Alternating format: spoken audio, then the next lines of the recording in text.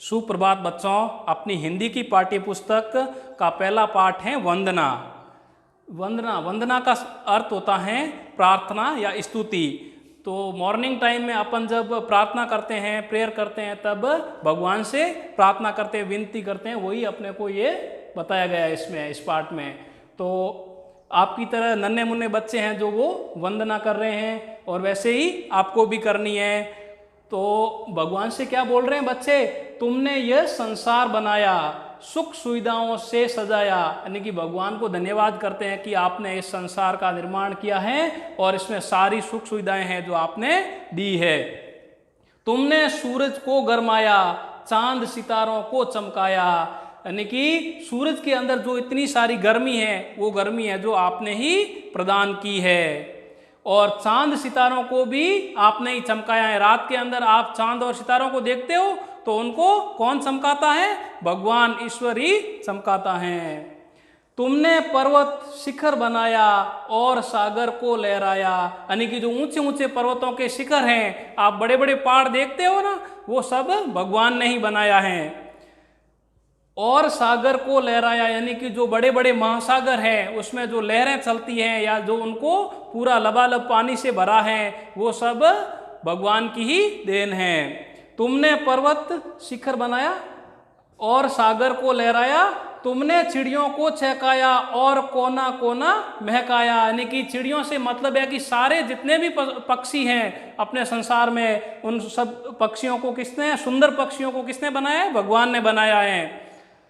और कोना कोना महकाया, यानी कि चारों ओर जो भी हरियाली है और जितने भी फूल वगैरह खिले हुए हैं और प्रकृति की जो भी शोभा है, वो भगवान की ही देन है। ईश्वर तुम हो बहुत महान, हमको दो इतना वरदान। यानी कि भगवान को क्या बोलते हैं बालक? हे भगवान, आप बहुत महान हो, हमको दो इतना वरदान, हमको ऐसा वरदान दो, आशीर्वाद दो जिससे हम भी महान बन सके। पढ़ लिख कर हम बने विद्वान, सबको समझे एक समान। यानी कि ये भगवान, हम पढ़ लिख कर इतने महान बन जाएं और सबको एक समान समझे। यानी कि अपने जो फैमिली में जैसे परिवार में लोग हैं, उसी तरह हम सारे संसार के लोगों को समझे। हाँ, तो अभी अपने क्या पढ़ी? वंदना। तो वंदना अब सबको समझ में आ गई होगी। और उसके बाद हम क्या देखते हैं? इसके कठिन शब्द, यानी कि शब्दार्थ। तो शब्दार्थ का अर्थ क्या होता है? शब्द प्लस अर्थ क्या बनते हैं? शब्दार्थ। आगे हम देखते हैं, देखो, सुख सुविधा यानी कि आराम। सुख सुविधा का मतलब होता है आराम, आराम से। और जैसे अपन दिन भर पढ़ाई करते हैं और अपने पास में एक पीरियड गेम्स का आता है, तो अपने को क्या मिलता है? आराम मिलता है, रिलैक्स मिलता है। उसके बाद में है पर्वत। पर्वत यानी पहाड़। बड़े बड़े पहाड़ देखे हैं आपने? जो बड़े बड़े पत्थर होते हैं, उन्हीं को पहाड़ बोलते हैं। ऊंची ऊंची चोटियां होती है जिनकी।